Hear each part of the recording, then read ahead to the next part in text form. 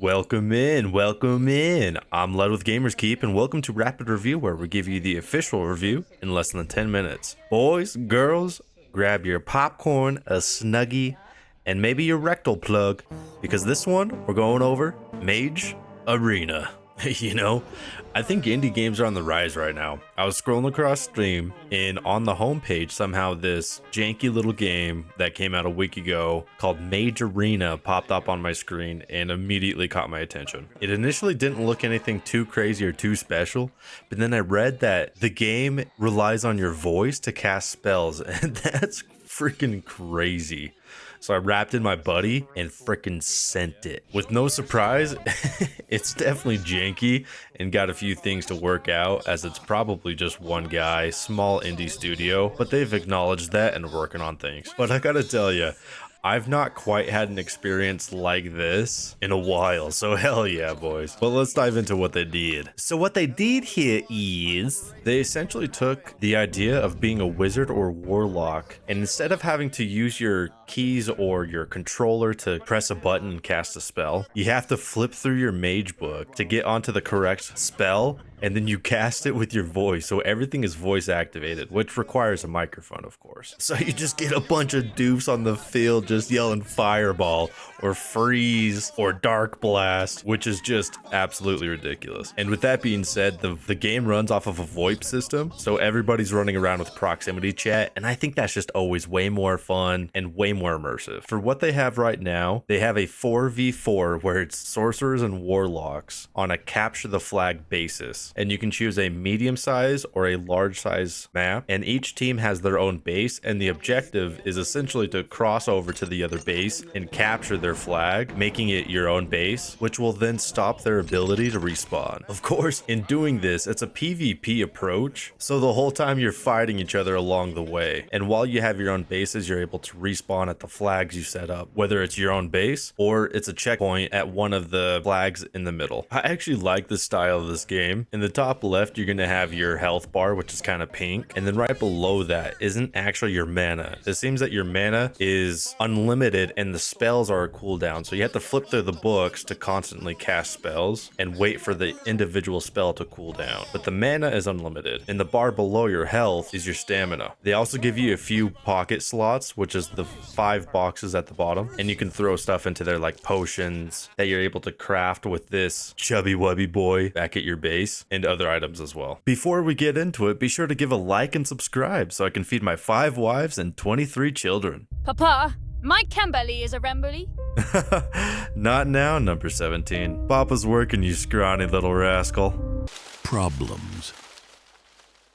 Yeah, well, I mean, it is a tiny indie game, so of course there's going to be problems, and of course there's going to be jankiness. Right now, the developer has lowered the price down to $3 because he's seeing some instability in the gameplay with the absolute influx of the amount of people that are playing it right now. And what that looks like is sometimes you get into a lobby and the people don't load properly, so you have to leave back and find a new one. We did have our game crash one point and just had to leave, which didn't seem like the application crashed because we were able to go back to the lobby just fine, but the match itself just went kaputski. And then probably the most annoying one right now is your voice isn't always perfectly picked up, and so sometimes you end up saying fireball like 20 effing times before you cast the damn spell. So it's almost like rolling the dice and hoping you land on your number, but I know that the developer has acknowledged all of these problems and is working on it. So I got faith in the man because he's onto something here.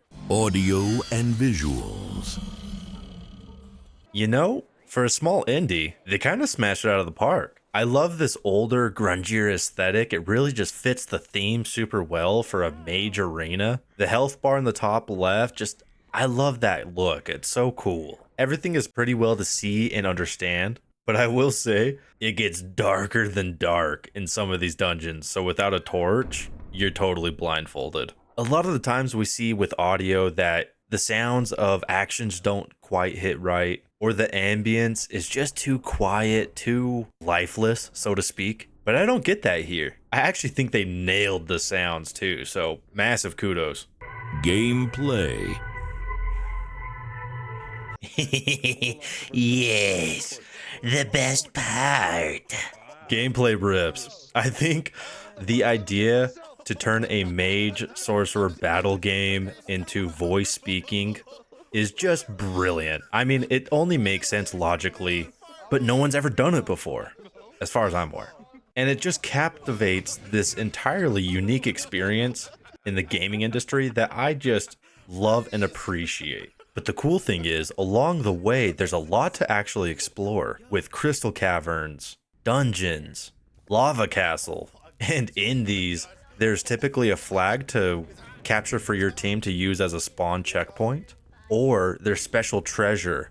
Like, we were able to find the Excalibur in this dungeon, with the hilt being on one side and then the broken blade being on the other, and that mofo is a one-hitter. So you're a wizard with this magic blade absolutely demolishing the field. So I love that incentive to explore within, and honestly, along with fighting some of these NPCs, I found that exploration was one of my favorite parts in this game. So speaking directly to the developer here, bro, please throw in like a campaign mode or something where you're able to co-op some dungeons with some buddies, because I had so much fun doing that. The PvP aspect is really cool and will give a certain longevity to the game, but for me, I had the most fun exploring, looting, and fighting NPCs. So please, brother, consider it. There's only one other game mode, and that is a 1v1 deathmatch, which is pretty cool and definitely fun to a degree, but I think you'll find everybody enjoying the capture the flag mode the most. Difficulty. Some of these NPCs will actually mess your junk up, and there's friendly fire on too, so be aware of that. But beyond fighting other sorcerers and warlocks, I think the biggest difficulty right now is battling that damn voice detection, because just let me cast my spells, man. Once they get that tuned up pretty good though, it's gonna feel real clean. Game length and replay value. As always, mileage varies from user to user, but we were seeing some dudes in there being like level 89 Supreme Warlock Chancellor or whatever the hell, and that's crazy. The game's only been out for a week. It's definitely a lot of fun, and if you got friends to play with you, that's only going to extend that range. But right now, with only one main game mode that everyone is playing, I would definitely expect a few hours out of this, and to return on the blue moon for sure. But to expect like dozens and dozens and dozens of hours? No, sir. And the matches are about like 15 to 20 minutes long too, so pretty easy to get in and out of one, or if you're tight on a gaming schedule, you could fit a few in. Value for price and where to buy. I think the developer absolutely pegged the price. Right now, it's on Steam for $2.99, so $3, which they exclusively disclosed. This is because they are seeing instability with the game right now, which they're working on. So it is a discounted price from $4.99, and $5 is totally worth it. I know everybody's like, do I want to spend $5 on a video game? Well, dude, just don't go to McDonald's today, okay? It's definitely affordable and 100% worth $5 for the laughs and the experience that this provides. Would I recommend? No surprise, no surprise. We got ourselves a winner. I definitely recommend this. I think if you're able to bring together a group of friends, it's going to be an absolute monstrosity of a good time. I only played it with my one buddy, and we filled it in with 6 other randoms, and we still had an absolute blast. So don't feel like this one is dependent on friends to play with, like Lockdown Protocol, for example. But I do think the more friends you had invested in this would give more longevity in life.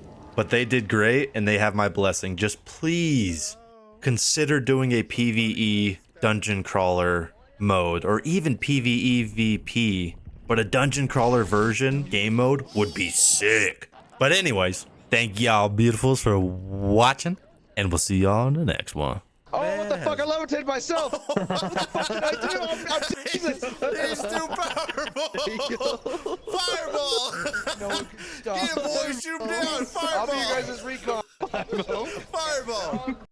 Fireball. Shoot him down. Oh no.